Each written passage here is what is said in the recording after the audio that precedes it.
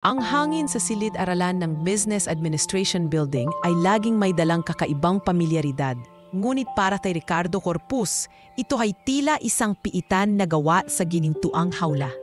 Siya ang nag-iisang tagapagmana ng Corpus Empire, isang malaking conglomerate na sumasaklaw sa real estate at banking. Dahil sa yaman ng kanyang pamilya, laging may distansya sa pagitan niya at ng mundo. Ngunit nagbago iyon nang makilala niya si Maria. Si Maria Santos ay kabaliktaran niya. Isang working student na ang mga kamay ay sanay na sa paghawak ng libro at tray ng pagkain sa kapeteriya. Ang kanyang mga mata ay laging naglalaman ng matinding determinasyon. Ngunit mayroon ding sinag ng kagalakan na tila hindi kayang patayin ng kahirapan. Nagkakailala sila sa isang research group na binuo para sa kanilang thesis. Hindi maikakaila ang pagkabighani ni Ricardo sa talino at simpleng ganda ni Maria. Siya, na sanay sa mga babaeng may socialite na pinagmulan, ay natagpuan ang katahimikan at tunay na pagmamahal sa presensya ni Maria. Hindi nagtagal, ang kanilang relasyon ay lumalim at naging isang lihim. Alam ni Ricardo na hindi kailanman matatanggap ng kanyang ina, si Doña Celestina, ang isang Maria Santos. Ang pamilya Corpus ay may matagal ng tradisyon ng pagpili ng asawa para sa negosyo, hindi para sa pag-ibig. Mahal hanggang kailan natin itatago ito? Tanong ni Maria isang gabi habang naglalakad sila sa tahimik na campus park. Ang kanyang tinig ay may bahid ng kalungkutan. Niyakap siya ni Ricardo ng mahigpit. Hanggang sa makahanap ako ng paraan, Maria. Ayoko mawala ka. Ayokong ipaubaya ka sa gusto ng pamilya ko. Ngunit ang pag-ibig ay mapusok at ayaw maghintay. Pagkatapos ng 2 taon ng lihim na pagsasama, nagpasya silang gumawa ng isang radikal na hakbang. Sa tulong ng matalik na kaibigan ni Ricardo na si Ben at ng pinsan ni Maria na si Lisa, nagpakasal sila ng patago sa isang simpleng chapel sa Quezon City. Si Ben, na isang law student noon at ngayon ay nagtatrabaho sa isang boutique law firm, ay nagbigay ng mga payo.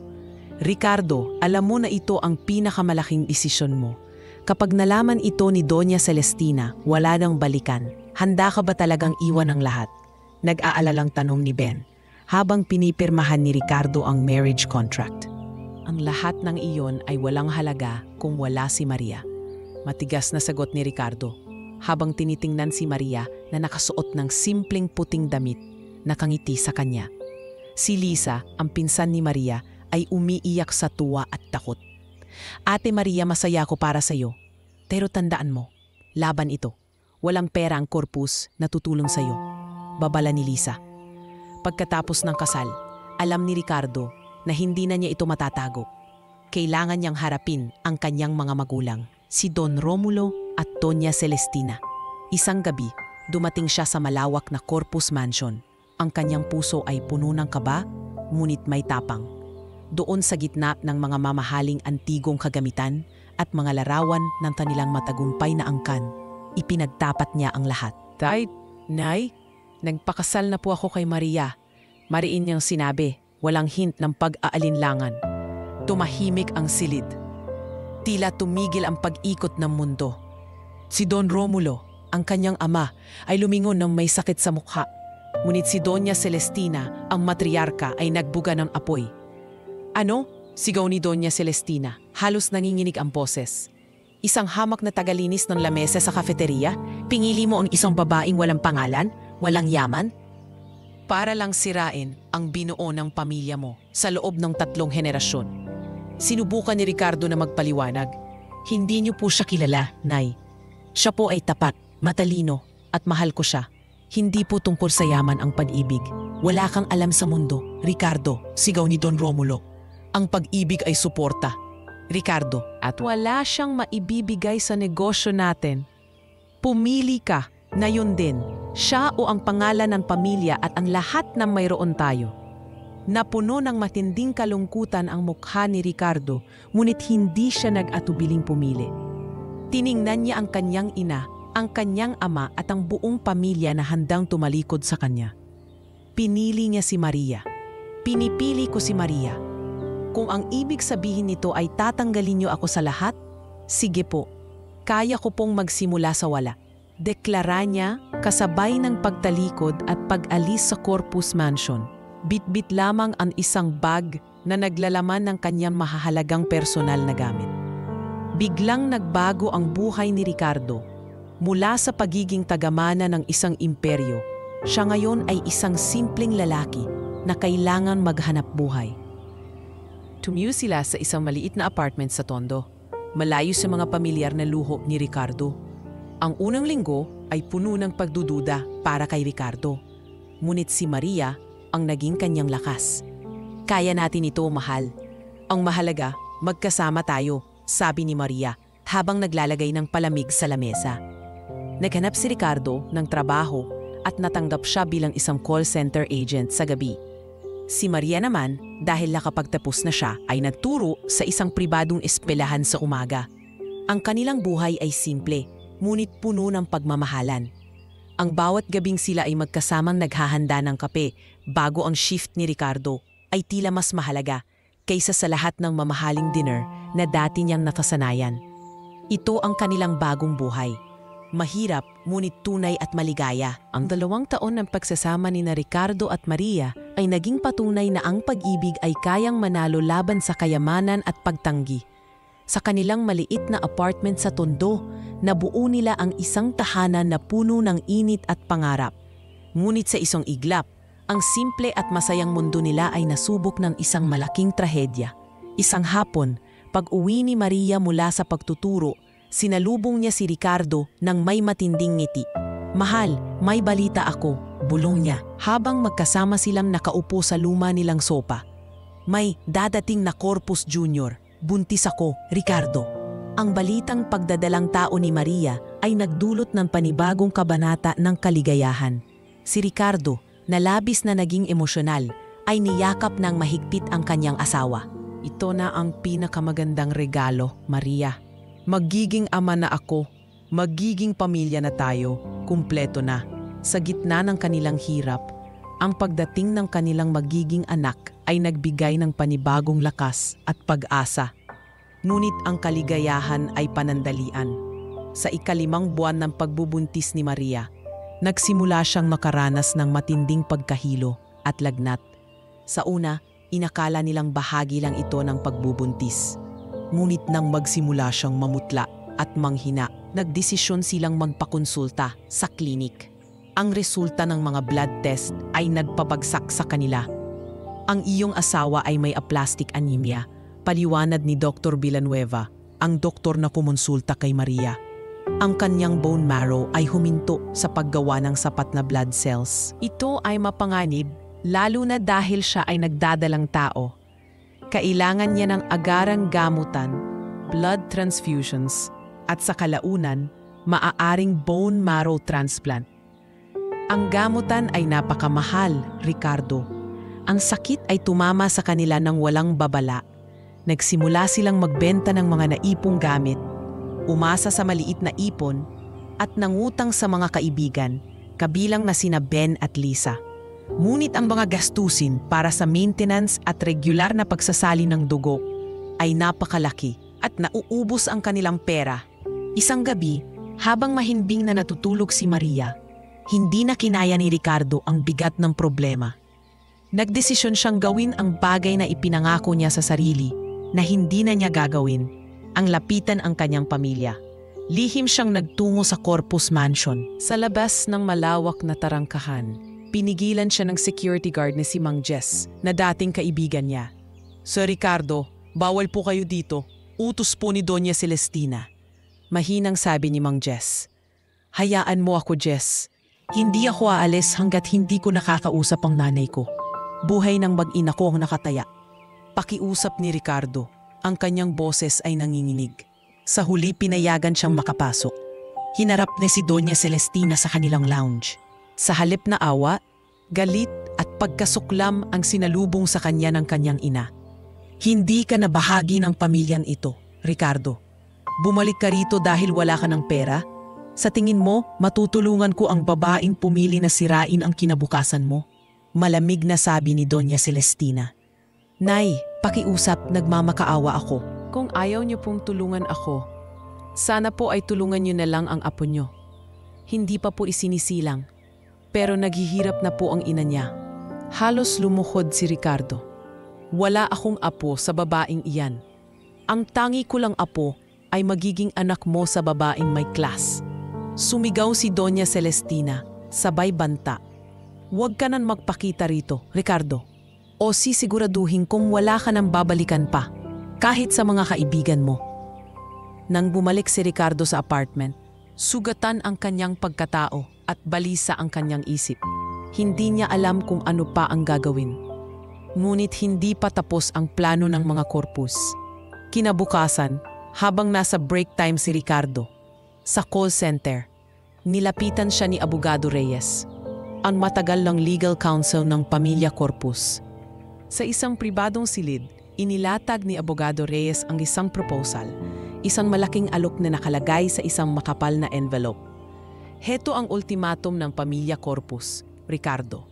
Bibigyan ka namin ng unlimited financial support para sa pagpapagamot ni Maria at ang lahat ng medical needs ng bata, pati na ang trust fund para sa kanila. Sa isang kondisyon, sabi ni Abogado Reyes, habang itinuturo ang mga dokumento. Kinuha ni Ricardo ang mga papel. Ito ay mga dokumento para sa annulment at mga papeles na nagsasaad na kinukumpirma niya na siya ay financially incapable at pinili niyang iwan si Maria upang makabalik sa kanyang yaman. Humiwalay ka kay Maria. Tanggapin mo ang kasinungalingan na tinaboy mo siya dahil sa pagkapagod sa hirap. Kapalit nito, maililigtas ang buhay niya. Naramdaman ni Ricardo ang pag-akyat ng bayle sa kanyang lalamunan. Ito ang pinakamasakit na desisyon na kailangan niyang gawin. Ang kanyang pag-ibig ay isasakripisyo para sa buhay ng kanyang mahal. Hindi ko po kaya. Hindi ko siya kayang saktan. Nanginginig na sabi ni Ricardo. Isipin mo, Ricardo. Mabubuhay siya, ang bata, lalaking malusog. Maghihirap ka man, pero alive sila. Ito lang ang paraan para mailigtas ang pag-ibig mo, kahit na ang buhay niyo ay magkahiwalay. Paliwanag ni Abogado Reyes na tila may bahid ng pagkaawa.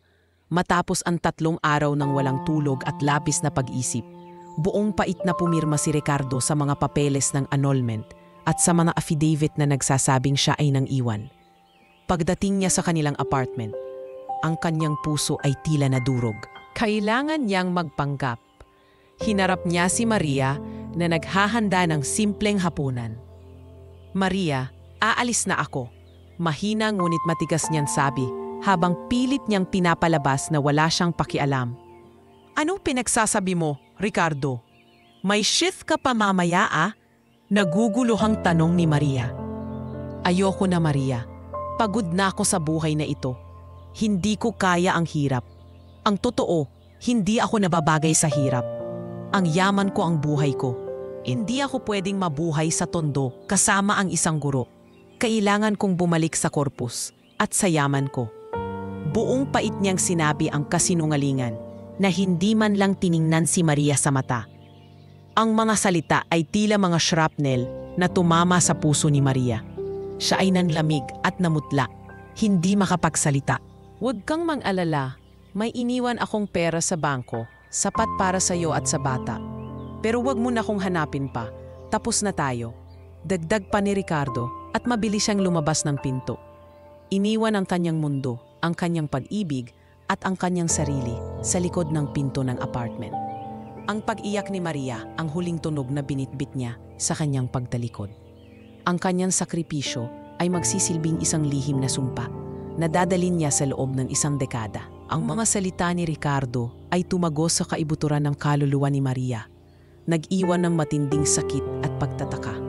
Ang kanyang mundo ay gumuho sa isang iglap. Hindi siya makapaniwala na ang lalaking pinili niyang mahalin higit sa lahat, ang lalaking sumuko sa yaman para sa kanilang pag-ibig, ay tatalikod sa kanila dahil lamang sa kahirapan.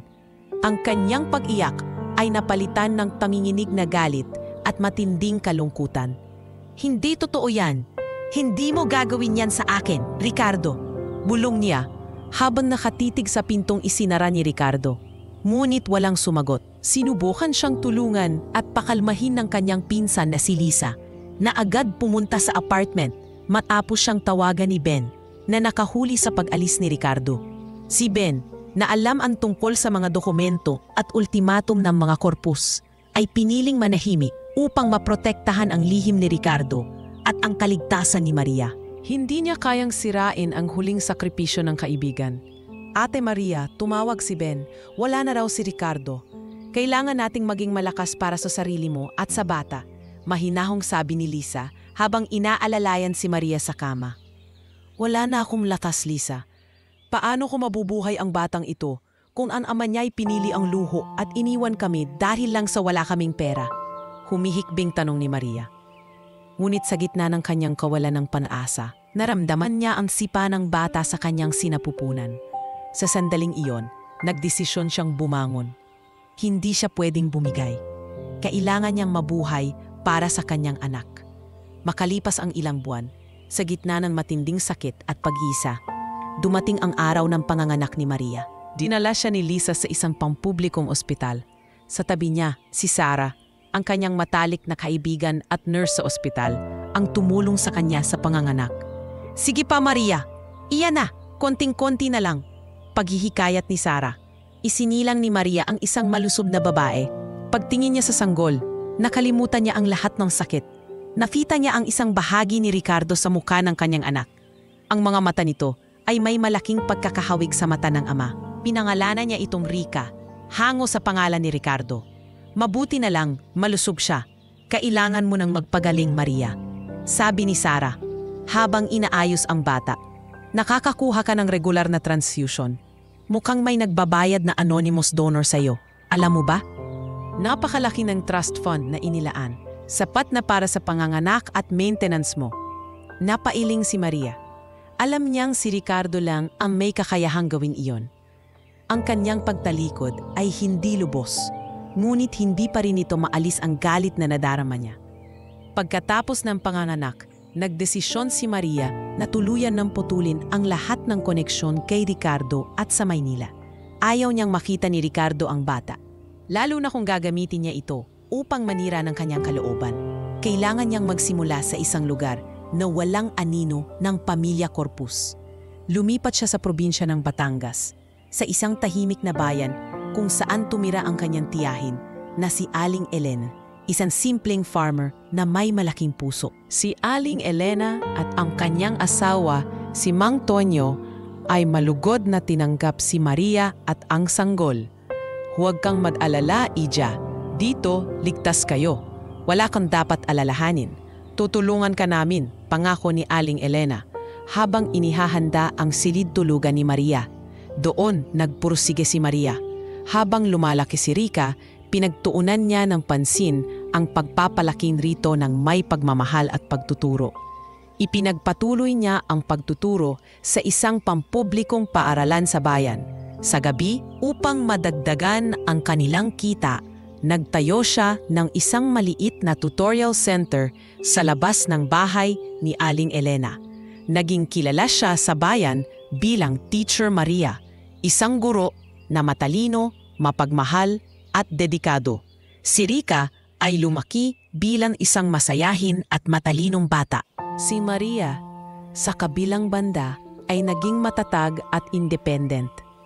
Ang sakit na dulot ng pag-iwan ni Ricardo ay ginawa niyang lakas. Isang gabi, habang tinutulungan ni Maria si Rica sa kanyang homework, tiningnan niya ang kanyang anak at nakita ang mga mata ni Ricardo. Napabuntong hininga siya, ngunit ang kanyang puso ay puno ng kapayapaan. Anak, tatandaan mo, hindi tayo kailanmang magiging mahina dahil sa mga nangyayari sa buhay natin. Magiging malakas tayo, lalo na para sa isa't isa, sabi niya kay Rica. Sa kanyang puso, nangako si Maria. Palalakihin niya si Rica na walang galit sa puso. Ituturo niya rito na ang tunay na halaga ng tao ay nasa kanyang pagkatao, hindi sa kanyang yaman. Ang pag-ibig niya para kay Rica ay naging kanyang gabay at lakas. Ang nakaraan ay naiwan na at ang Batangas ay naging kanlungan ng kanilang bagong buhay. Ang bawat umaga ay isang bagong simula at ang bawat gabi ay isang patunay na kaya nilang mabuhay nang wala ang tulong ng Corpus Empire. Ang kanyang sarili, ang kanyang anak, at ang tunay na pag-ibig ay sapat na. Lumipas ang isang dekada. Ang 10 taon na iyon ay tila isang mahabang, walang kulay na blur para kay Ricardo Corpus. Sa loob ng panahong iyon, pinupad niya ang kanyang bahagi ng kasunduan at tinalikuran ang kanyang sarili para sa kapakanan ni Maria at ng kanilang anak. Matagumpay siyang bumalik sa piling ng pamilya Corpus at tuluyang inako ang pamumuno sa Corpus Empire. Sa gulang na 38, si Ricardo ay isa ng CEO na kinakatakutan at nirerespeto sa mundo ng negosyo. Pinalawak niya ang conglomerate sa Southeast Asia, nagtayo ng mga bagong real estate developments at pinalago ang market capitalization ng higit sa doble. Sa mata ng publiko, siya ang perpektong golden boy, gwapo, matalino at walang emosyon. Ngunit sa likod ng malalaking corporate glass walls ng kanyang opisina, si Ricardo ay nanatiling isang lalaking may sugat sa puso. Siya ay naging kilalang workaholic. Ang kanyang schedule ay puno ng board meetings, international calls at strategic planning na tila ginagamit niya upang takasan ang kanyang kalungkutan. Wala siyang panahon para sa pag-ibig o social life. Ang kanyang mantra ay negosyo lamang, walang personal. Ang emotional detachment niya ay naging tanyag. Maraming kababaihan sa mataas na lipunan ang nagtangkang akitin siya, ngunit wala ni isa man ang nakakuha ng kanyang atensyon, lalo na ang kanyang pagmamahal. Ang tanging anino na nagbabantay sa kanya ay ang kanyang executive assistant na si Gino Reyes, anak ni Abogado Reyes. Si Gino, na ngayon ay isang matalino at mapagkakatiwalaang kanang kamay ni Ricardo, ay nakakaalam ng ilang detalye ng nakaraan ni Ricardo. Siya ang buffer ni Ricardo laban sa mga pagtatangka ni Doña Celestina na pakialaman ang buhay ng anak. Sir, mayroon na namang blind date na inayos si Doña Celestina para sa inyo, nakangiting sabi ni Gino isang umaga habang inaayos ang schedule ni Ricardo. Bumuntong hininga si Ricardo. Kanselahin mo, Gino. Sabihin mo, may emergency board meeting sa Singapore. Alam mo namang wala akong panahon sa ganyan. Ang focus ko ay negosyo at ang Corpus Foundation. Matigas niyang tugon. Ngunit ang pressure mula sa kanyang ina ay hindi matatawaran. Si Doña Celestina, na sa kabila ng lahat, ay gustong makita si Ricardo na magkaroon ng pamilya na ayon sa kanilang standard ay patuloy na pinipilit si Ricardo na magpakasal. Ricardo, hindi mo pwedeng iwasan ang responsibilidad mo sa lahi ng Corpus. Kailangan mong magpakasal kay Attorney Sofia Sanchez. Ang ama niya ang pinakamalaking shareholder sa Corpus Alliance. Ito ay negosyo, Ricardo, hindi damdamin. Galit na sabi ni Doña Celestina sa isang dinner na inihanda para sa dalawa. Si Attorney Sofia Sanchez ay matalino, sophisticated at ambisyosa. Sa mata ng lahat, siya ang perpektong asawa para sa isang CEO tulad ni Ricardo. Ngunit para kay Ricardo, siya ay isa lamang business partner. Isang walang spark na alliance. Ina, nakatuon ako sa pagpapalago ng company. Pag-iisipan ko ang tungkol kay Attorney Sanchez. Sa ngayon, hayaan niyo muna akong magtrabaho. Matigas na sagot ni Ricardo habang pilit niyang iniiwasan ang matatalim na tingin ng kanyang ina. Sa kabila ng glamour at power na nakapalibot kay Ricardo, ang kanyang puso ay patuloy na naghahanap. Sa loob ng 10 taon, patago siyang nag-upisa ng search para kay Maria at sa kanyang anak. Siya ay gumagamit ng mga private investigator na pinamumunuan ni Mr. De La Cruz, isang dating police investigator na sinigurado ni Ricardo na walang koneksyon sa pamilya Corpus. May balita ba kayo kay Maria Santos, Mr. De La Cruz? Tanong ni Ricardo sa isang private phone call. Wala pa rin po, sir. Tila nawala po siya sa mapa. Walang bank records, walang social security number na lumabas. Tanging ang trust fund na lang po ang active at ang access ay nakabantay sa Maynila. Pero ang withdrawal ay nagaganap sa Batangas. Tugon ni Mr. De La Cruz. Sa tuwing nakikita ni Ricardo na naa-access ang trust fund, Kahit na hindi niya alam kung sino ang nagwi-withdraw, nakakaramdam siya ng konting relief. Kahit papaano, alam niyang safe ang kanyang pamilya. Isang araw, nagpulong ang board ng Corpus Empire para sa isang bagong venture. Nagdesisyon si Ricardo na magtayo ng isang malaking housing project para sa mahihirap. Isang inisyatiba sa ilalim ng Corpus Foundation na malaki ang pagtutol ni Doña Celestina. Dapat commercial real estate ang itinatayo mo, Ricardo. Hindi kawang-gawa sa kung saan-saang probinsya. Tutol ni Doña Celestina. Kailangan ng ating company ng corporate social responsibility, ina. Bukod pa ron, ito ang magpapalakas sa brand ng Corpus. Paliwanag ni Ricardo, habang sinisigurado niyang naaprubahan ang proyekto. Ang proyektong ito ay tinawag na Corpus Foundation Housing Project at nagkaloob ito ng isang liblib na bayan sa Batangas, ang bayan ng San Rafael, bilang location para sa groundbreaking ceremony. Si Ricardo, na walang kamalay-malay sa kasalukuyang tirahan ni Maria, ay nakatakdang maglakbay patungo sa lugar na iyon. Ang kapalaran, tila, ay may sariling plano upang pagtagpuin muli ang mga taong pinaghiwalay ng sakripisyo at kasinungalingan. Sa bawat oras na lumilipas, unti-unting lumalapit si Ricardo sa kanyang nakaraan. Isang nakaraan na magpapabago sa kanyang walang emosyong pamumuhay. Ang kanyang paglalakbay patungo sa Batangas ay hindi lamang para sa negosyo. Ito ay patungo sa katotohanang matagal niyang tinakasan. Ang araw ng groundbreaking ceremony para sa Corpus Foundation Housing Project ay sumapit. Nakaramdam si Ricardo ng kakaibang bigat sa dibdib habang nagmamaneho siya patungong Batangas. Ito ang unang pagkakataon na babalik siya sa probinsya matapos ang pag-iwan kay Maria. At may bahagi sa kanyang puso na nag-aalaala. Ila may nagbabadya. Nasa likuran niya si Gino, abala sa pag-aayos ng mga presentation materials para sa seremonya. Sir, malapit na po tayo sa bayan ng San Rafael. Medyo masikip po ang traffic sa unahan. Mukhang may fiesta o local event. Paalala ni Gino habang tinitingnan ng GPS sa kanyang telepono. Si Ricardo ay nakasuot ng isang custom-made na suit. Ang kanyang posture ay matikas at professional. Ngunit ang kanyang isip ay malayo. Puno ng mga alaala ng isang simpleng buhay na matagal na niyang iniwan. Ang kanyang kamay ay mahigpit na nakahawak sa steering wheel ng kanyang itim na luxury sedan. Habang papalapit sila sa sentro ng bayan, totoo nga ang sabi ni Gino, bumagal ang daloy ng mga sasakyan. Nagkaroon ng matinding traffic sa isang kurbadang daan na napapalibutan ng mga lumang bahay at maliliit na karinderya. Nagsimulang maghintay si Ricardo. Ang kanyang atensyon ay nasa mga tao na naglalakad sa gilid ng kalsada.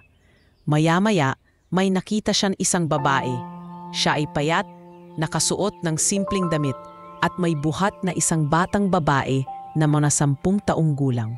Ang bata ay may mahaba at itim na buhok, nakatingin sa paligid ng may pagtataka. Ang babae ay tila naglalakad upang manghingi ng tulong na tila may pinagdaanang matinding kagipitan. Si Maria iyon. Ang tanawin ay pila nagpabagal sa oras para kay Ricardo. Hindi pa niya lubos na nakikita ang mukha nito, ngunit ang pamilyar na siluet at ang paraan ng pagdala nito sa bata. Alam niya. Si Maria ay naglakad patungo sa kotse ni Ricardo at nagsimulang kumanta. Ang kanyang boses ay hindi formal, ngunit may kakaibang lambing na matagal nang hindi naririnig ni Ricardo. Ang kanta ay ang paborito nilang lalabay noong nagdadalang tao pa si Maria, isang lumang Filipino na awitin na palagi niyang kinakanta habang hinihimas ang tiyan. Nagsimulang kumanta si Maria at ang kanyang boses ay tila isang matamis ngunit malungkot na tinig mula sa nakaraan. Tulog na, mahal ko, may bukas pang darating. Si Maria ay kumakanta upang makakuha ng kaunting barya para sa gamot ng kanyang tiyahin na si Aling Elena, na biglang inatake ng mild stroke at kailangan ng maintenance medicine. Wala siyang sapat na pera noong araw na iyon. Hindi niya alam na ang kotse na tinted ang salamin at nakaparada sa tabi niya ay pag-aari ng kanyang ex-husband. Doon, biglang napatigil si Ricardo sa paghinga. Ang kanyang mga kamay ay lumuwag sa steering wheel.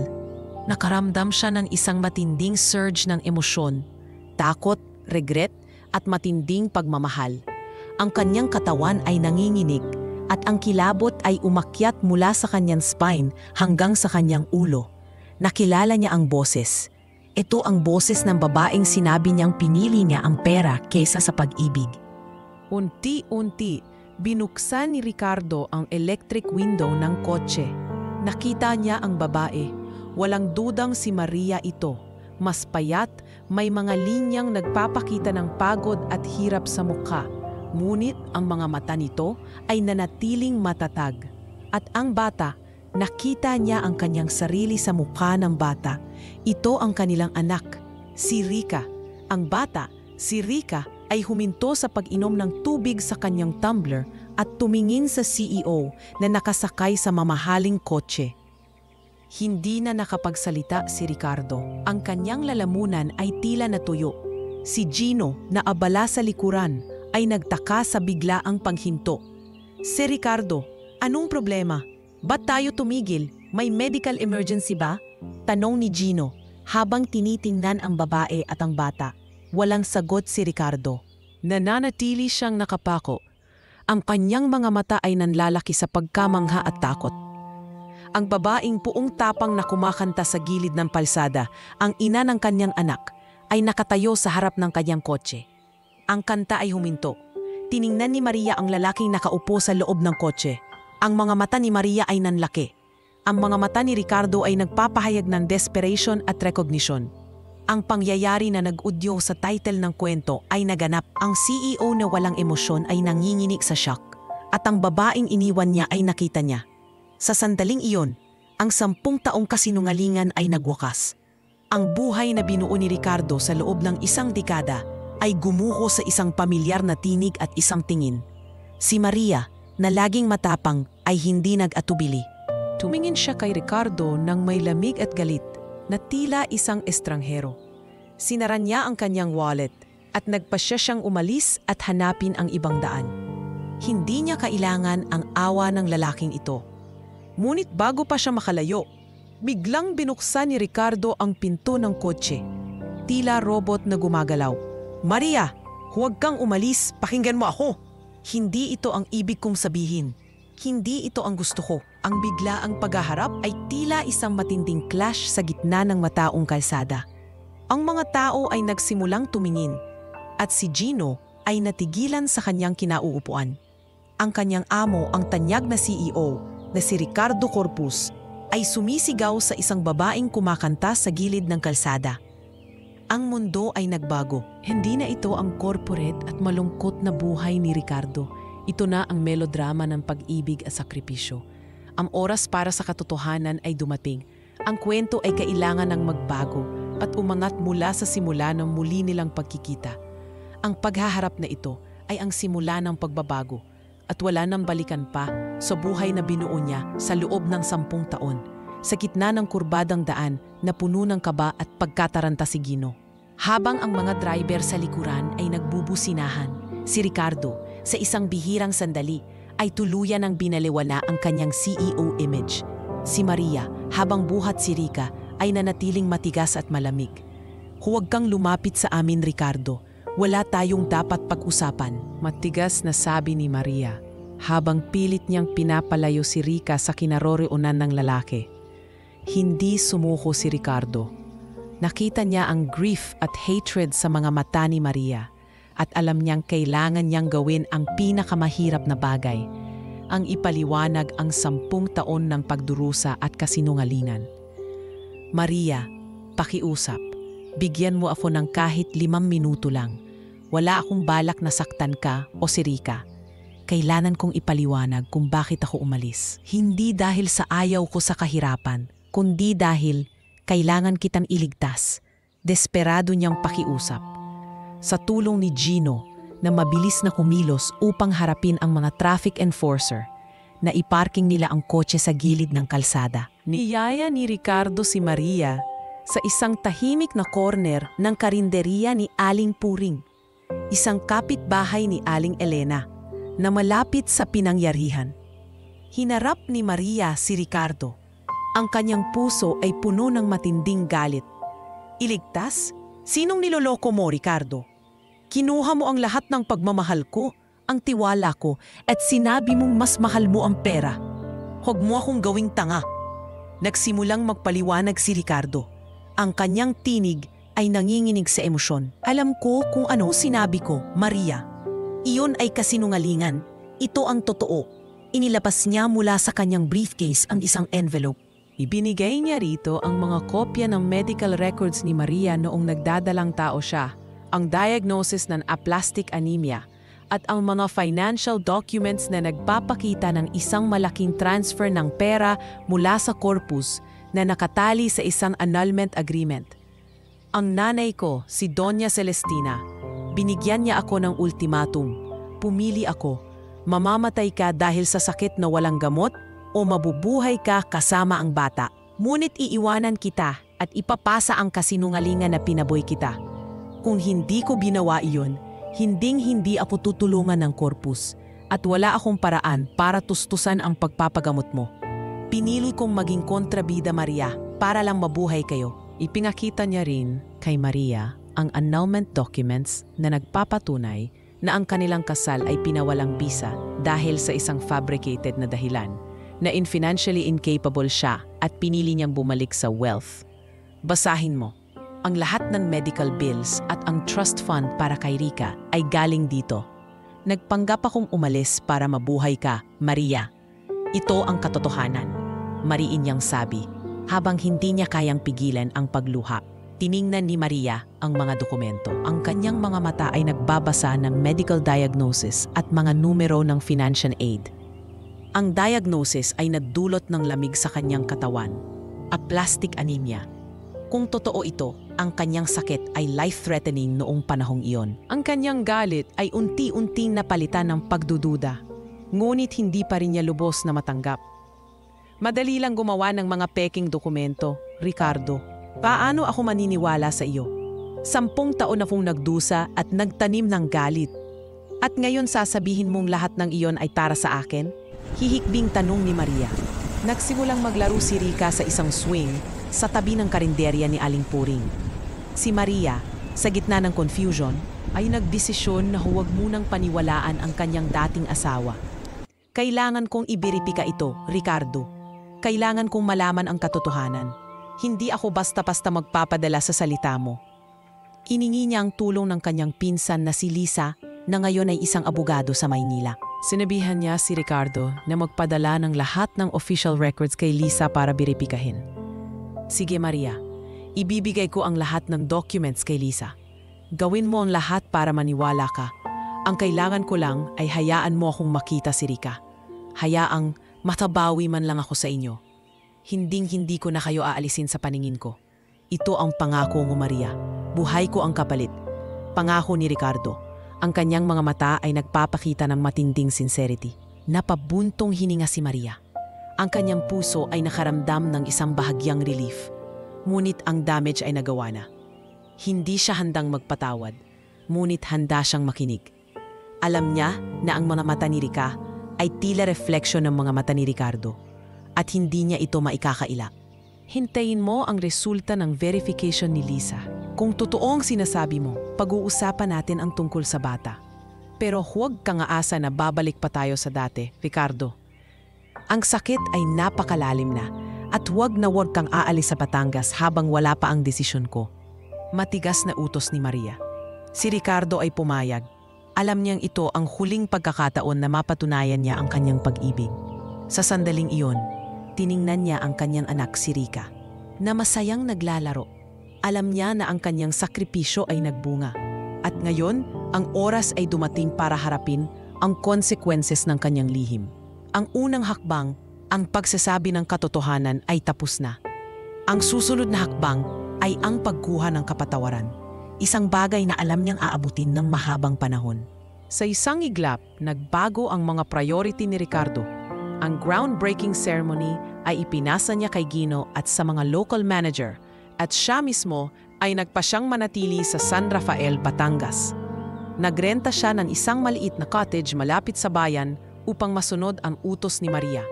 Ang kanyang desisyon ay nagdulot ng suspense sa buong Corpus Empire, lalo na kay Doña Celestina na walang kaalam-alam sa totoong pangyayari.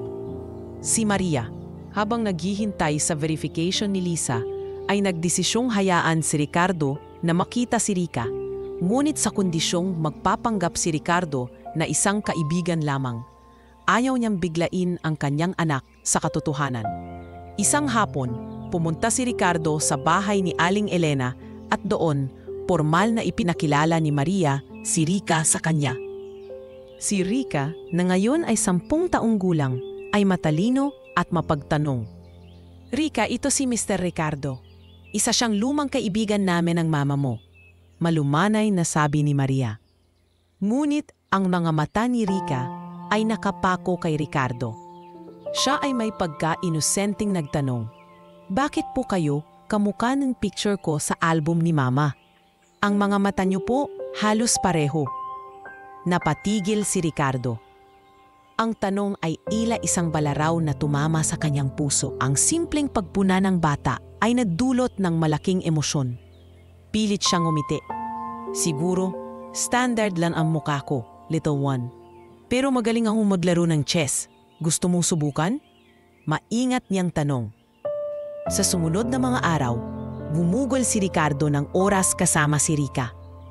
Inala niya ito sa parke, nagkwento ng mga adventure stories at naglaro ng mga board game. Ang bawat sandali ay nagbigay ng kagalakan kay Ricardo, ngunit kasabay nito ang matinding regret sa 10 taon na nawala.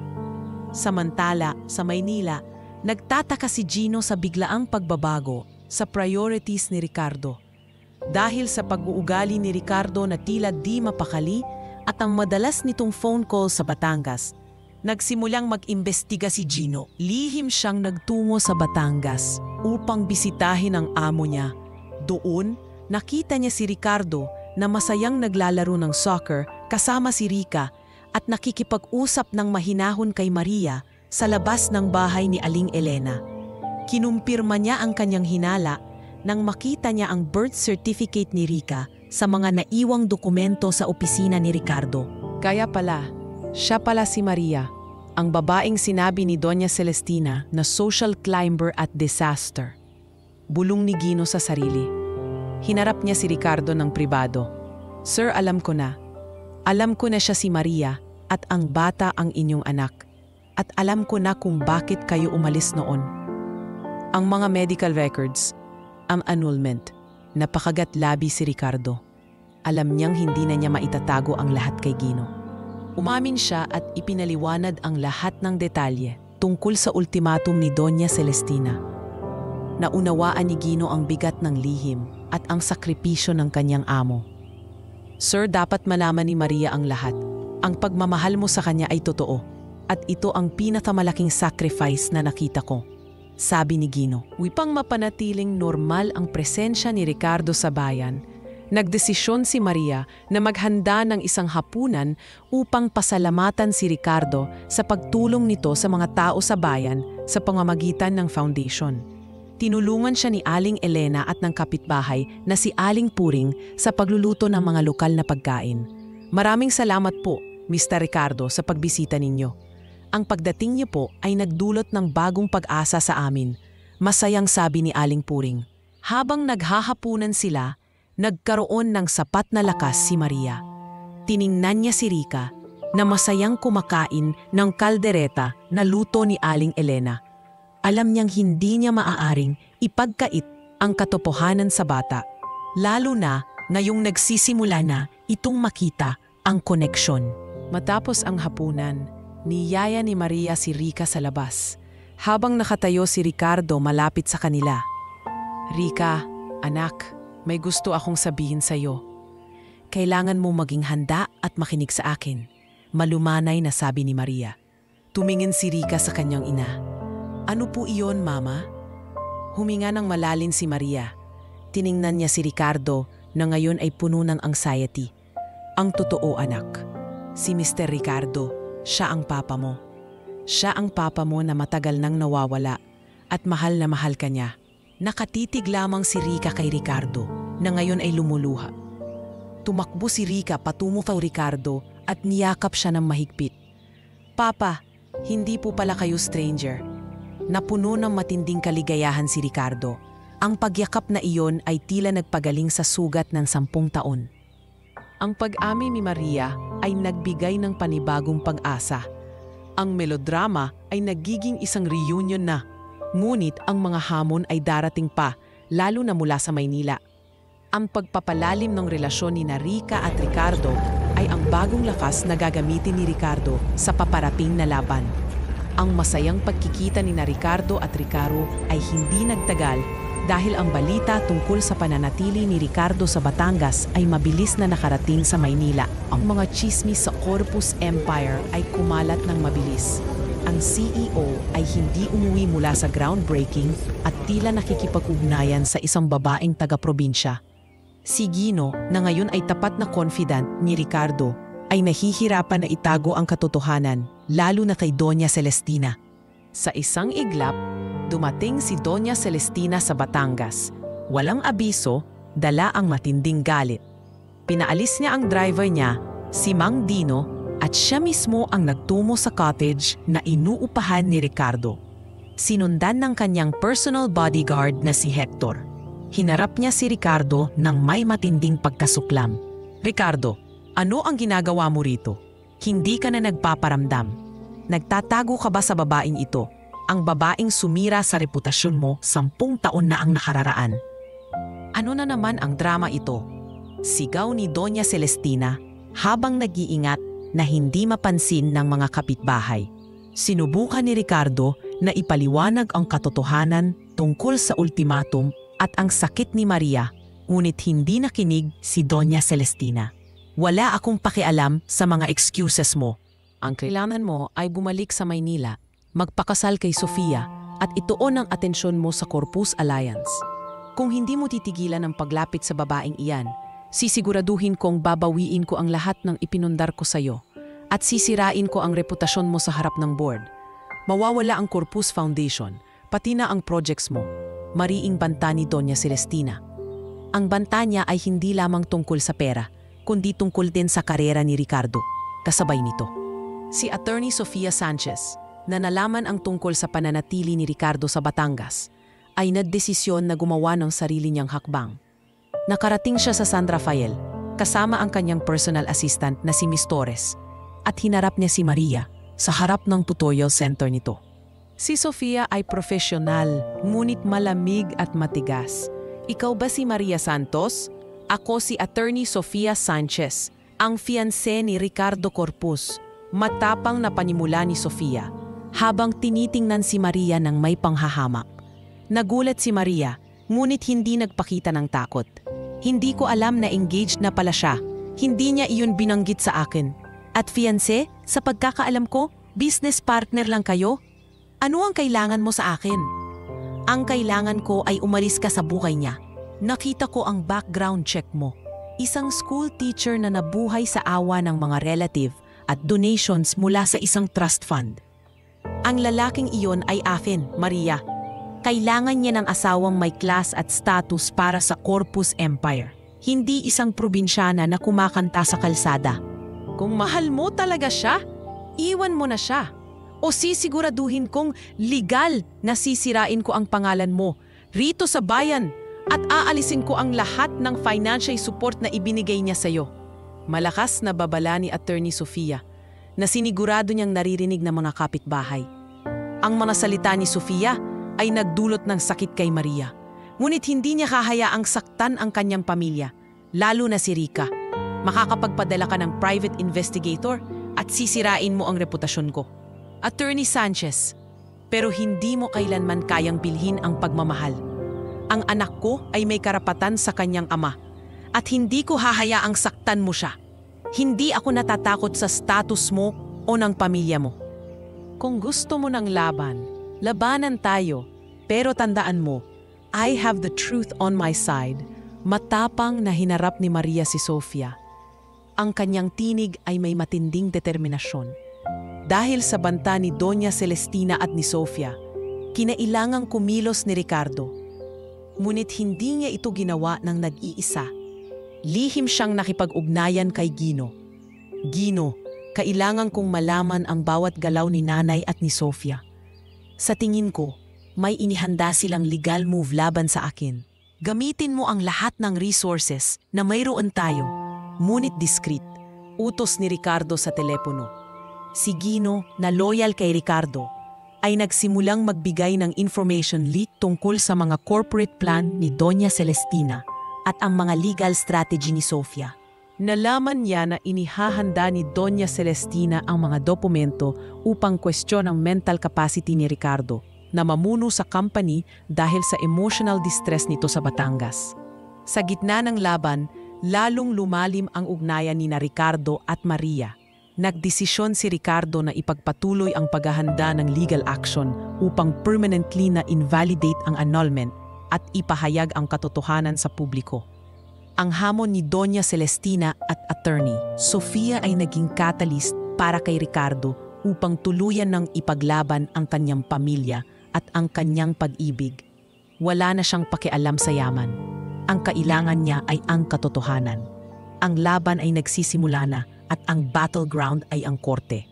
Ang banta ni na Doña Celestina at attorney Sofia ang nagtulak kay Ricardo upang kumilos ng mabilis at may matinding determinasyon. Hindi na siya magpapayag na maging biktima ng blackmail ng kanyang ina. Ang pananatili niya sa Batangas at ang paghahanap niya ng katotohanan ay nagbigay sa kanya ng panibagong tapang na hinarap niya ang laban sa pamilya Corpus. Ang unang hakbang ni Ricardo ay ang formal na pag-apela sa korte upang ipawalang bisa ang annulment na ginawa niya 10 taon na ang nakaraan. Lumipad siya pabalik ng Maynila upang makipagkita sa kanyang matalik na kaibigan noong kolehiyo, si Attorney Dennis Ramos. Si Attorney Dennis ay isa ng tanyag na abogado at expert sa family law. Dennis, kailangan ko ang tulong mo. Kailangan kong patunayan na ang annulment na iyon ay fabricated at resulta ng coercion at blackmail ng aking ina, paliwanag ni Ricardo. Habang inilatag ang mga dokumento at ang kwento ng sakripisyo. Nakita ni Attorney Dennis ang sincerity at sakit sa mga mata ni Ricardo. Ricardo, alam kong hindi mo kayang gawin ang annulment na iyon ng bukal sa loob. Kailangan natin ng matibay na ebidensya. Lalabanan natin ito, pangako ni Attorney Dennis. Samantala, si Maria, sa tulong ng kanyang pinsan na si Lisa, ay nagsimulang maghanap ng katotohanan mula sa Maynila. Nagdesisyon silang puntahan si Abogado Reyes, ang legal counsel na siyang nagbigay ng ultimatum kay Ricardo. Alam ni Maria na si Abogado Reyes ang susi sa pagkuha ng testimonya laban kay Doña Celestina. Attorney Reyes, alam kong ginawa niyo lang ang trabaho niyo noon, pero ang ginawa niyo ay sumira sa buhay namin. Kung gusto niyo pong linisin ang konsensya niyo, maging testigo kayo. Ang anak ko ay may karapatan sa kanyang ama.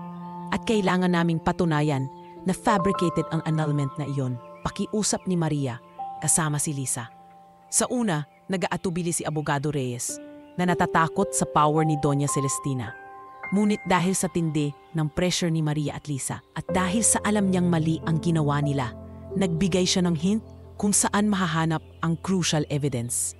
Ang pinakamahalagang breakthrough ay nagmula kay Gino dahil sa utos ni Ricardo na imbestigahan ang bawat galaw ni Doña Celestina. Nagkaroon ng full access si Gino sa archived financial records ng Corpus Empire. Natagpuan niya ang isang digital trail ng mga large financial transfers na ginawa sa isang private account na nakarehistro sa ilalim ng fake company at may koneksyon sa mga doktor na nagdiagnose kay Maria. Sir, natagpuan ko, mau payment si Doña Celestina sa isang medical practitioner para sa non-disclosure ng true health condition ni Maria. At tila may kaugnayan din sa forged medical records na nagpapabilis ng annulment process. Inulat ni Gino kay Ricardo habang pinapakita ang digital transaction records.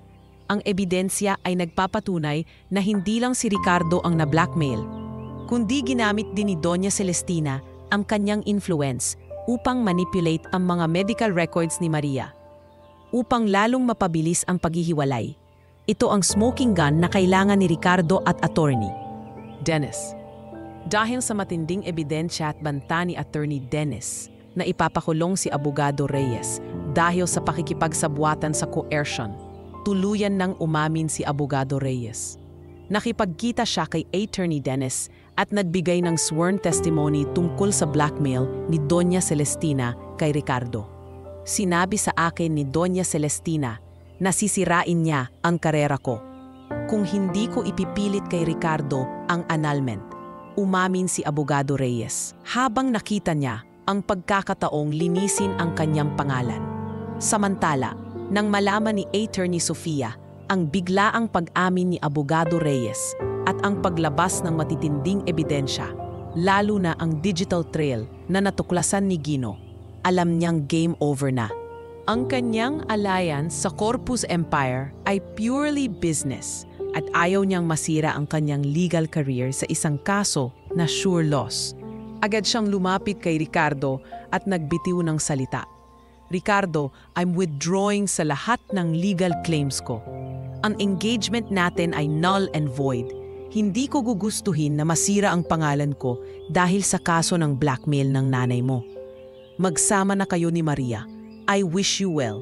Malamig niyang sabi at tuluyan siyang umatras sa kaso. Ang pag-urong ni Sofia at ang admission ni Abogado Reyes ay nagbigay ng malaking advantage kay Ricardo at Maria. Ang truth ay unti-unting lumalabas. Ang melodrama ay papalapit na sa climax nito sa korte, kung saan ang lahat ng kasinungalingan ay tuluyan ng mabubunyag. Ang laban para sa kanilang pamilya ay nagsisimula pa lang. Dumating ang araw ng pagdinig sa Regional Trial Court sa Maynila. Ang kasong isinampa ni Ricardo upang ipawalang bisa ang kanilang annulment ay naging usap-usapan, lalo na sa elite circle ng negosyo. Ito ay hindi lang isang kaso ng paghihiwalay, kundi isang laban sa power at manipulation ng isang makapangyarihang matriarch. Si Ricardo, na nakasuot ng dark suit, ay pumasok sa courtroom ng may mainding determinasyon. Sa tabi niya, si Maria ay nanatiling kalmado ngunit matapang. Suot niya ang isang simpleng dress na nagpapakita ng kanyang dignity sa kabila ng lahat. Kasama nila sina Attorney Dennis Ramos at ang kanyang legal team. Sa mga bench, nakaupong sina Lisa, Aling Elena at pati na si Gino na handang magbigay ng suporta. Sa kabilang panig, dumating si Doña Celestina may kasamang dalawang matataas na abogado, ngunit ang kanyang mukha ay halatang balisa. Ang pag-urong ni Attorney Sofia at ang pag-amin ni Abogado Reyes ay nagdulot ng malaking butas sa kanyang defense. Nagsimula ang pagdinig at inilatag ni Attorney Dennis ang lahat ng ebidensya. Ang climax ng pagdinig ay nang tumawag si Attorney Dennis sa witness stand kay Gino Reyes. Si Gino, na ngayon ay mas kilala bilang loyal executive assistant ni Ricardo, ay nagbigay ng emosyonal at detalyadong testimonya. Bago umalis si Sir Ricardo noong gabing iyon, tinawagan niya ako at sinabing kailangan niyang gawin ito para mabuhay si Maria at ang bata. Nakita ko ang sakit sa mga mata niya. Ang annulment na iyon ay hindi galing sa puso, kundi galing sa presyo ni Doña Celestina. Alam niya na kung hindi siya aalis, hinding-hindi tutulungan ng pamilya ang pagpapagamot ni Maria. Emosyonal na sabi ni Gino. Ang kanyang boses ay umaalingaw sa courtroom. Ang kanyang testimonya ay nagbigay ng kulay at damdamin sa mga cold facts. Ang sumunod ay ang paglalatag ng hard evidence. Ipinakita ni Attorney Dennis ang affidavit ni Abogado Reyes at ang mga digital transaction records na natuklasan ni Gino. Ang financial trail ng payout na ginawa ni Doña Celestina. Ang mga record ay nagpapatunay na nagbayad siya sa isang consultant upang tiyakin ang expedited annulment batay sa fabricated claim na financially incapable si Ricardo. Iyan ay circumstantial evidence. Ang aking anak ay voluntarily pumirma sa mga dokumento. Sigaw ni Doña Celestina na nagtatangkang pigilan ang galit at takot. Sinubukan niyang patunayan na legal ang annulment. Ngunit si Attorney Dennis ay handa.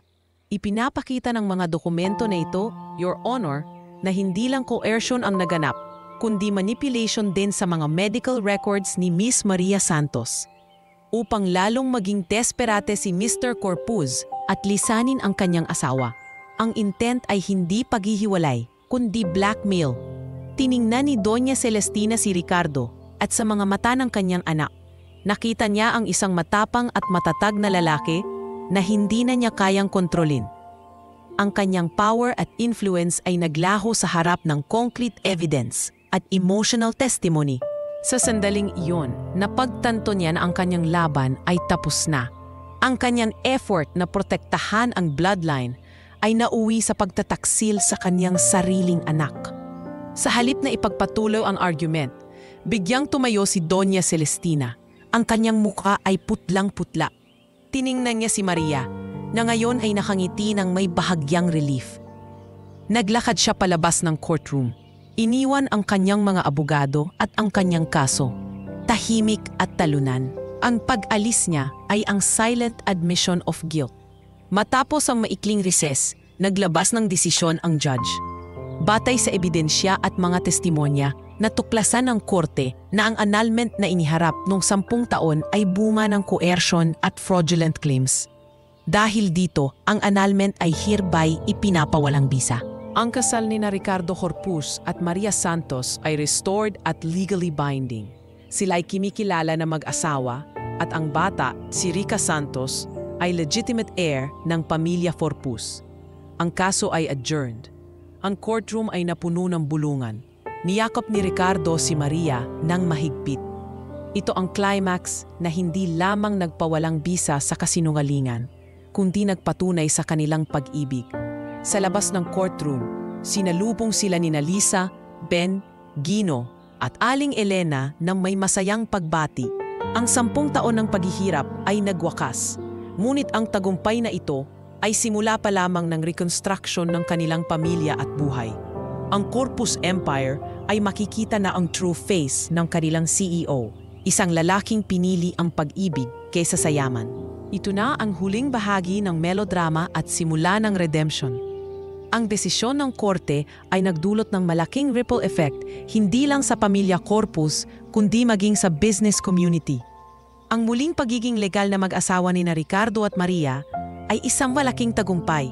Ngunit ang pinakamahirap na laban ay hindi sa korte, kundi ang paghilom ng mga sugat sa loob ng pamilya.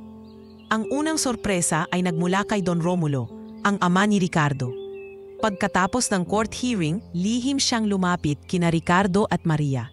Matanda na si Don Romulo at halata ang pagsisisi sa kanyang muka. Ricardo, Maria, patawarin ninyo ako. Mahina niyang sabi, ang kanyang tinig ay may bahid ng remorse. Dapat pala, ipinagtanggol ko kayo noon. Ang pagmamahal niyo ang nagpatunay na mali ako sa pagtingin sa buhay. Ang yaman ay hindi sukatan ng tao. Niyakap ni Ricardo ang kanyang ama. Tay, pinapatawad na po namin kayo. Ang mahalaga, nandito kayo ngayon. Hindi nag-aksaya ng oras sina Ricardo at Maria. Ang una nilang priority ay si Rica. Matapos ang chaos ng court battle, formal nilang ipinatala si Rica sa International School of Manila, ISM. Isang prestigyosong paaralan na magbibigay ng magandang education sa bata. Si Rica, na ngayon ay mas matatag na ang loob, ay labis na nag-aral ng mabuti. Hindi para sa yaman, kundi para sa future ng kanyang pamilya. Mama, Papa, mag-aaral po ako ng mabuti. Gusto ko paglaki ko, maging CEO rin ako tulad ni Papa. Para matulungan ko ang mga katulad natin na nangangailangan, masiglan sabi ni Rica sa kanyang mga magulang. Samantala, kailangan ding harapin ni Ricardo ang kanyang ina, si Doña Celestina. Alam ni Ricardo na hindi siya maaaring maging ganap na maligaya kung may unresolved conflict pa rin sa kanyang ina. Niyaya niya si Doña Celestina sa isang pribadong coffee shop para mag-usap. Ina, pinapatawad na namin kayo ni Maria. Ang sakit na idinulot nyo. Yun na ang consequence ninyo. Pero gusto ko lang ipaalam sa inyo. Kami na ang pamilya ko. Hindi na kayo pwedeng magdesisyon para sa amin. Mahal ko kayo, pero hindi ko hahayaang saktan nyo pa si Maria o si Rica. Mariing sabi ni Ricardo. Si Doña Celestina ay nanatiling tahimik. Hindi siya humingi ng tawad, ngunit ang kanyang mga mata ay nagpapakita ng isang hint ng pagsuko. Alam niyang talunan siya. Gawin mo ang gusto mo, Ricardo.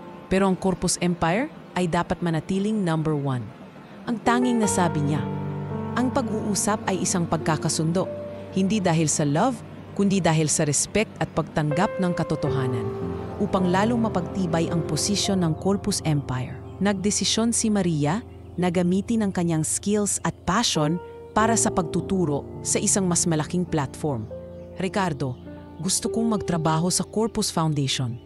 Bilang guro, alam po kung gaano kahalaga ang education para sa mga mahihirap. Gusto kong pamunuan ang educational programs ng foundation at magbigay ng scholarship sa mga underprivileged students.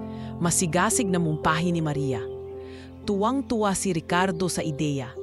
Maria, iyan ang perpektong job para sa iyo. Ikaw ang magiging head of educational programs. Ang foundation ay lalong lalaki sa ilalim ng pamamahala mo. Dahil sa pagbabalik ni Maria sa corporate world sa isang philanthropic role at ang remarriage ni na Ricardo at Maria, lalong lumalim ang pagmamahala ng mag-asawa. Ang lahat ng paghihirap ay nagpatibay sa kanilang bond. Salamat, mahal. Sa huli, nanalo pa rin tayo. Buling ni Maria kay Ricardo isang gabi habang nakayakap sila sa kanilang bagong tahanan. Salamat sa iyo, Maria. Ikaw ang lakas ko. Hindi ko kailanman hahayaang may makasakit pa sa inyo. Sagot ni Ricardo. Ang pamilya Corpus sa wakas ay nagsisimulang magbago. Si Don Romulo ay patuloy na nagbigay ng suporta sa foundation at kay Maria. Ang mga lumang values ng yaman at status ay dahan-dahang napapalitan ng value ng pamilya, pag-ibig at compassion. Ang kanilang bagong kabanata ay isang patunay na ang tunay na pag-ibig ay kayang manalo laban sa lahat ng pagsubok, gaano man ito kahirap. Matapos ang legal victory at ang pagtanggap ni Don Romulo, tuluyan nang sinimulan ni na Ricardo at Maria ang kanilang bagong kabanata. Nagdesisyon silang magdaos ng isang simpleng seremonya ng kasal o sang renewal of vows upang isil ang kanilang muling pagmamahalan sa harap ng kanilang mga kaibigan at pamilya. Ang garden wedding ay ginanap sa isang pribadong resort sa Tagaytay. Ito ay simple ngunit puno ng emosyon. Walang press o business associates, tanging manataong nagmamahal sa kanila. Si Maria ay nakasuot ng isang eleganteng puting damit na hindi flashy, habang si Ricardo ay nakangiti na ngayon ay malaya na sa lahat ng pasanin. Sa harap ng ating mga kaibigan at pamilya, ipinapangako ko sa iyo, Maria, na hinding-hindi ko na ipagpapalit ang pag-ibig mo sa anumang kayamanan sa mundo. Ikaw at si Rica ang buhay ko, emosyonal na sinabi ni Ricardo, habang isinusukat ang singsing. Kabilang sa mga guest sina Ben at Lisa, na ngayon ay officially dating na. Gino, na single pa rin pero masaya sa kanyang buhay. Aling Elena at si Don Romulo. Ang presensya ni Don Romulo ay nagbigay ng blessing sa kanilang pagsasama. Sa reception, nagbigay ng toast si Gino. Sa CEO, na pinili ang pag-ibig kaysa sa bilyong dolyar. Ang kwento ni na Ricardo at Maria ay nagpapatunay na ang real wealth ay ang pamilya. Cheers! Masiglang sabi ni Gino. Pagkatapos ng kasal, ipinagpatuloy ni Ricardo ang pagpapatakbo ng Corpus Empire. Ngunit ngayon, mayroon siyang bagong pananaw. Hindi na lang profit ang kanyang tinitingnan, kundi ang impact ng company sa lipunan. Pinalawak niya ang Corpus Foundation upang maging isa sa pinakamalaking philanthropic arm ng company. Si Maria, bilang Head of Educational Programs, ay naging instrumento sa pagtulong sa mga underprivileged communities sa Batangas at iba pang probinsya. Ang pinakamahalaga ay ang pagiging ganap na pamilya nila. Ang Pasko ay naging mas mahulay at masaya. Sa unang pagkakataon, ipinagdiwang ni na Ricardo, Maria at Rica ang Pasko sa Corpus Mansion. Kasama si Don Romulo. Si Doña Celestina ay nagpadala ng regalo, ngunit hindi siya dumalo. Ang Pasko ay mas masaya pala kapag kasama ang pamilya, papa at mama. Masayang sabi ni Rica, habang binubuksan ang kanyang mga regalo. Ang kaligayahang ito ay nagpainit sa puso ni Don Romulo. Nakita niya na ang kanyang anak ay masaya at buo na ang pamilya. Sana magtuloy-tuloy na ang kaligayahan niyo, mga anak, bulong ni Don Romulo. Upang mabigyan ng mas malaking espasyo si Rica at maging convenient ang work ni Maria sa foundation, bumili sina Ricardo at Maria ng isang malaking bahay malapit sa Central Business District ng Makati. Ang bahay ay moderno, ngunit puno ng init at pagmamahalan. Ito ay tila isang sanctuary kung saan sila ay malayo sa lahat ng stress ng corporate world. Si Rika, na ngayon ay fully aware na ng status ng kanyang pamilya, ay nagsimulang magpakita ng interes sa negosyo. Madalas niyang sinasamahan si Ricardo sa foundation events at minsan ay nakikinig sa mga board meetings. Hindi siya naging mayabang dahil sa yaman. Sa halip, lalo siyang naging compassionate dahil alam niya ang hirap na pinagdaanan ng kanyang ina. Isang araw, kinausap ni Rika si Maria at Ricardo. Mama, Papa, sana huwag niyo pong kalimutan ang Batangas. Ang mga bata roon, kailangan pa rin po ng tulong natin. Gusto ko, paglaki ko, ipagpapatuloy ko ang foundation work ni Mama. Tuwang-tuwa si Maria. Siyempre anak, hindi natin makakalimutan ang lugar na nagbigay sa atin ng lakas. Ang bagong kabanata ng Pamilya Corpus ay hindi lang tungkol sa muling pagsasama, kundi tungkol sa redefinition ng values. Ipinakita ni Ricardo at Maria na ang punay na yaman ay nasa integrity, love at service. Ang kanilang buhay ay naging isang inspirasyon, hindi lang sa corporate world, kundi maging sa mga ordinaryong tao. Ang melodrama ay nagbigay daan sa isang uplifting family saga na puno ng pag-asa. Ang tagumpay ni Ricardo at Maria sa kanilang personal na buhay ay nagbigay ng panibagong focus sa Corpus Empire. Ngunit hindi nagtagal ay humarap sila sa matinding pagsubok sa larangan ng negosyo. Ang success ng company at ang mataas na public profile ni Ricardo, lalo na sa kanyang mga inisyatiba sa foundation, ay nag-akit ng matinding kompetisyon. Isang malaking banta ang lumitaw, ang Synergy Group, isang newly formed conglomerate na pinamumunuan ni Mr. Andrew Tan, isang tusong tycoon na kilala sa kanyang aggressive business strategies. Ang Synergy Group ay nagsimulang gumawa ng mga hostile moves sa market. Tinatarget ang mga major clients at supply chain ng Corpus Empire. Ang layunin ni Mr. Tan ay simple, ibagsak ang Corpus sa trono at kunin ang lahat ng assets nito. Ricardo, nakita mo ba ang balita? Ang Synergy Group ang kumuha sa deal natin sa Singapore Property Development. Ang offer nila ay mas mababa kaysa sa atin. At ang strategy nila ay tila masyadong personal, nag-aalalang sabi ni Maria kay Ricardo. Habang nagbabasa ng financial report sa bahay, nag-aalala si Ricardo. Alam ko Maria, si Andrew Tan ay ruthless. Hindi siya naglalaro ng fair. Kailangan nating maging extra careful sa lahat ng transactions natin. Ang pagsubok ay lumawak hanggang sa loob ng company. Si Gino Reyes, na ngayon ay Chief Operating Officer na, ay nilapitan ng representative ng Synergy Group. Isang hapon, hinarap ni Gino si Ricardo sa opisina. Sir, inalok ako ng Synergy Group ng double salary at shares kung lilipat ako. Sinabi nila na ang Corpus ay losing steam na. Sabi ni Mr. Tan, mas maganda raw ang future ko sa kanila. Nat-aalanggang inamin ni Gino. Naging matakag si Ricardo. Gino, alam kong matindi ang alok nila. Pero tandaan mo, tayo ay pamilya. Alam mo kung paano ko inilaban si Maria at si Rika. Hindi lang tayo nagtatrabaho para sa profit, Gino, kundi para sa isang legacy na may integrity. Manatili ka, Gino. Kailangan kita para malabanan ang mga predator na ito. Dahil sa personal loyalty kay Ricardo, pinili ni Gino na manatili at tanggihan ang alok, upang lalong mapalakas ang image ng Corpus Empire at makita ng mga tao ang ethical side nito. Naglabas si Maria ng isang bagong inisyatiba sa ilalim ng foundation. Ito ay tinawag na Transparency in Business, na nagbigay diin sa ethical business practice, sustainability at anti-corruption. Ang hakbang na ito ay hindi lang nakatulong sa mga tao, kundi nagbigay rin ng panibagong market appeal sa Corpus Empire. Mas maraming investor ang pumili sa kanila dahil sa kanilang integrity. Kapag alam ng mga tao na tapat ka, mas magtitiwala sila sa iyo. Ricardo, yan ang advantage natin laban sa dirty tactics ni Andrew Tan. Paliwanag ni Maria. Ngunit nagpatuloy ang aggression ni Andrew Tan. Isang araw, nagpadala siya ng formal na merger proposal sa board, na ang totoo ay isang hostile takeover. Gusto niyang bilhin ang Corpus Foundation at gamitin ito para sa kanyang tax advantages. Hinarap ni Ricardo at Maria ang board ng may matinding pagtutol. Hindi natin ibebenta ang foundation.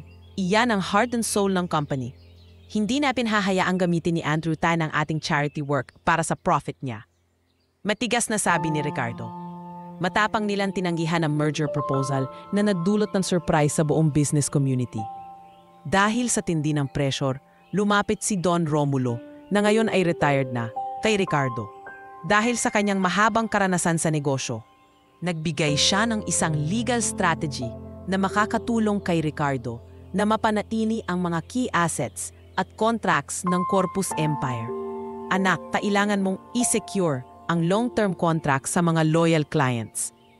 Gumamit ka ng counter strategy na magpapababa sa leverage ni Andrew Tan sa market, payo ni Don Romulo. Sa tuling ng legal advice ni Don Romulo at ang ethical business model ni Maria, unti-unting nakayanan ni Ricardo ang pressure mula sa Synergy Group. Ang laban ay mahaba, ngunit ang kanilang integrity at unity ang naging kanilang pinakamalaking asset. Ang pagsubok na ito ay hindi sumira sa pamilya, bagkus lalo pang nagpatibay sa ugnayan nila at nagbigay ng panibagong lakas kay Ricardo upang pamunuan ang Corpus Empire ng may compassion at principle. Ang survival ng kanilang negosyo ay naging symbol ng survival ng kanilang pamilya. Ang tagumpay ni Ricardo at Maria sa kanilang personal na buhay ay nagbigay ng panibagong focus sa Corpus Empire. Ngunit hindi nagtagal ay humarap sila sa matinding pagsubok sa larangan ng negosyo. Ang success ng company at ang mataas na public profile ni Ricardo, lalo na sa kanyang mga inisyatiba sa foundation, ay nag-akit ng matinding kompetisyon. Isang malaking banta ang lumitaw, ang Synergy Group, isang newly formed conglomerate na pinamumunuan ni Mr. Andrew Tan, isang tusong tycoon na kilala sa kanyang aggressive business strategies. Ang Synergy Group ay nagsimulang gumawa ng mga hostile moves sa market. Tinatarget ang mga major clients at supply chain ng Corpus Empire.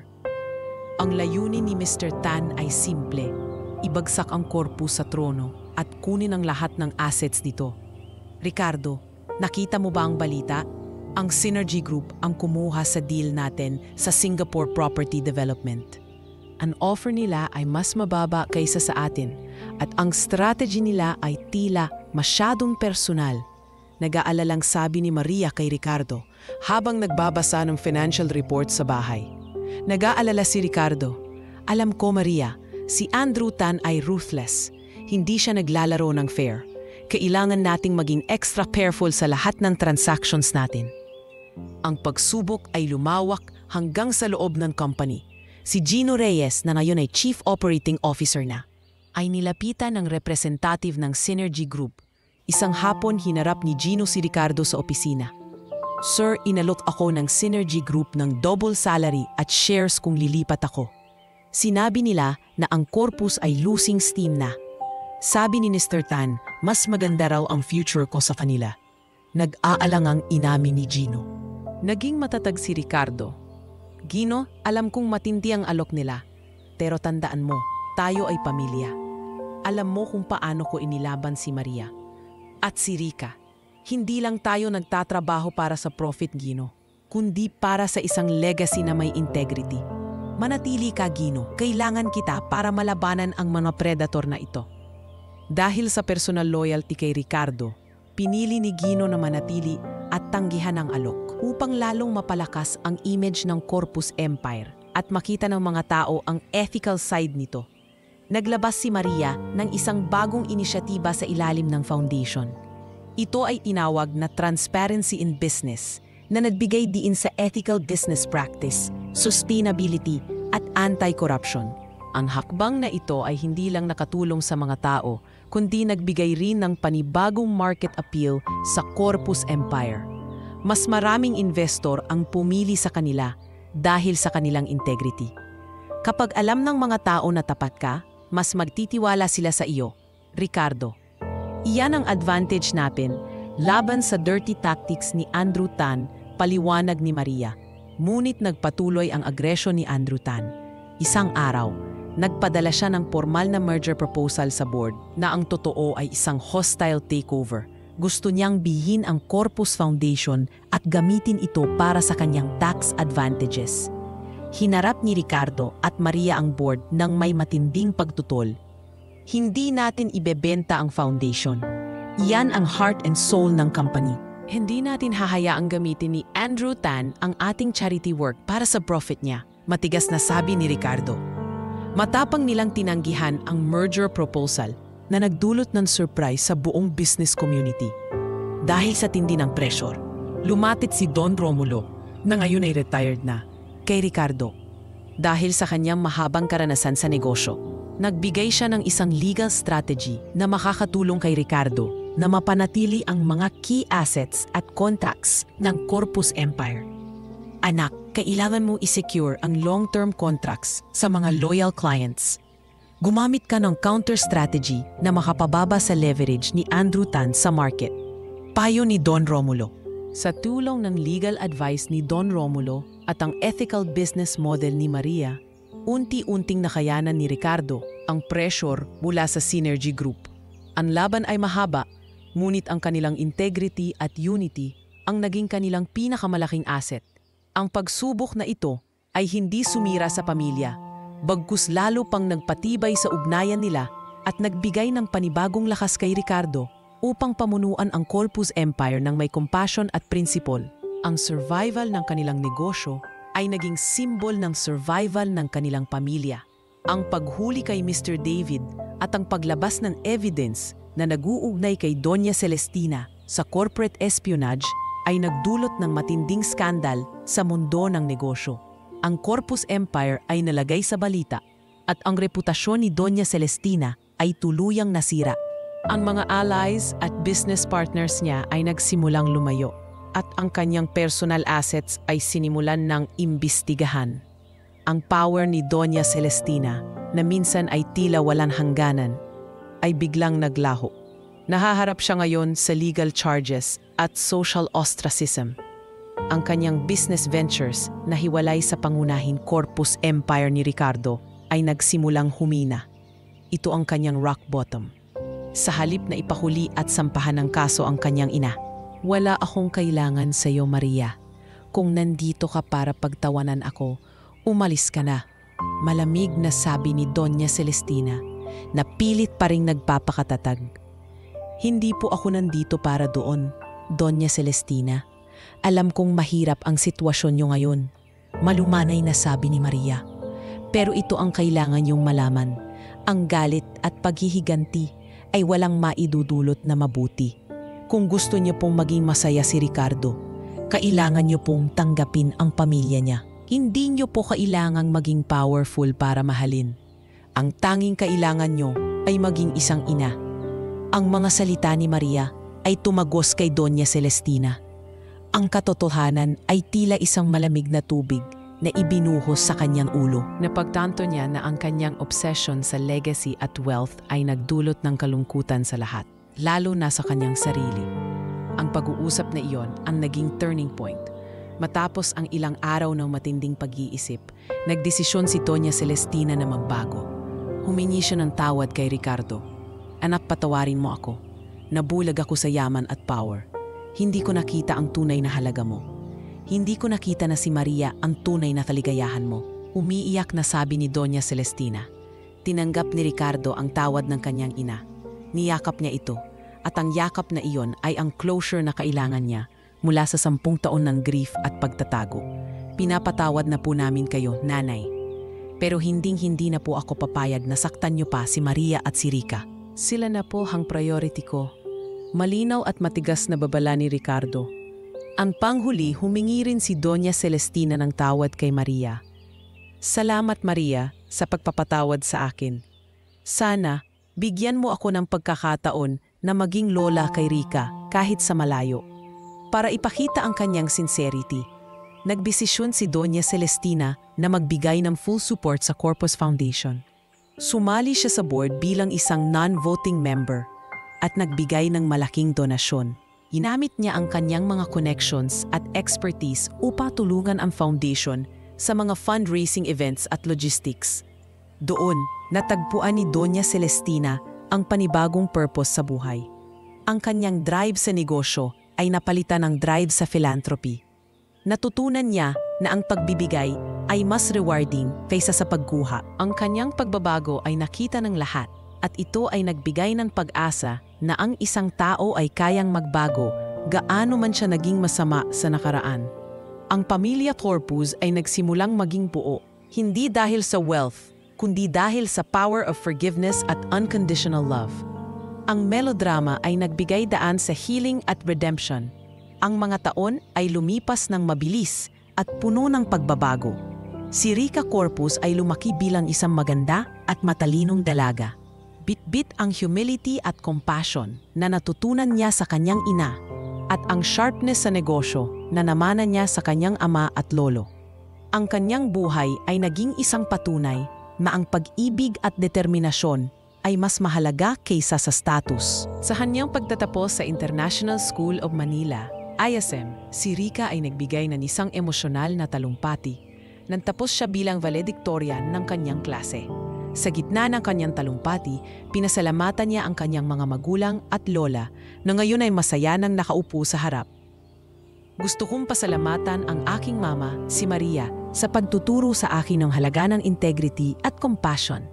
At sa aking papa, si Ricardo, sa pagpapakita sa akin na ang power ay dapat gamitin hindi para sa sarili, kundi para sa kapakanan ng nakararami. Mariing sabi ni Rica na umani ng palakpakan.